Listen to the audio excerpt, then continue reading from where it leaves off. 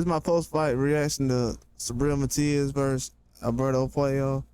This was a very good fight, intense fight. Wasn't surprised by what I seen, really, mostly. By Puello and Matias. I felt like early on, Matias was starting early. Puello took his time early. He really doesn't start fast in any fights. He usually starts the same way. He'll take his time early, first 2 or 3 rounds. Around the third or fourth round, picks it up. Kind of fades a little bit in the middle round, but then he hits the second gear and goes into, second win, finish the fights off strong. Last 3 or 4 rounds, 5 rounds. That's usually how he is.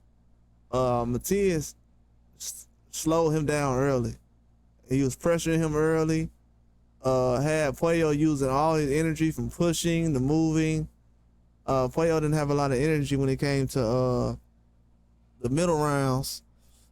It seemed like Matias had kind of taken away a lot of his mobility. He was using his legs a lot, pushing. Matias was leaning on him, walking towards him, punching to the body, punching his arms. But Puello was doing a good job counter punching though. Like he was counter punching throughout the whole fight. Clean too, clean shots, power shots. It was rounds that Matias was taking off. Seemed like Matias didn't want to go through certain rounds. He faded a lot late in the fight. I didn't see the work that the people was talking about as far as with Matias. But I feel like he did a good job in this fight. He did a lot better than he did in the Paro fight as far as pressing. Being consistent as far as that. But scorecards in this one, man, a lot of people's 50-50 on it. You got people who feel like it was good cards. To be honest with you, I didn't feel like it was as wide a fight. I feel like it was, close at certain points, but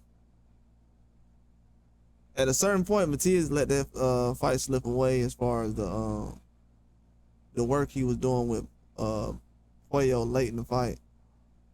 But I would have to go over and see it again. I can't really just go off the hip for what a real conclusion, but Puello was doing a good job countering, and to be honest with you, Matias is doing a good job jabbing and moving and not getting hit with unnecessary shots. I seen a fight recently where he was fighting a guy that's way worse than Puello, and he was getting hit with more clean shots than he was in this fight.